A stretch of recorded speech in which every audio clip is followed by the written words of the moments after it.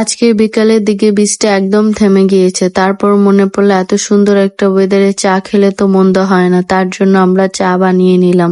বৃষ্টি থেমে গেলেও আজকের ওয়েদারটা অনেক সুন্দর হয়ে আছে এখনো। মুগ্ধ করার মতো হালকা হালকা বাতাস আছে।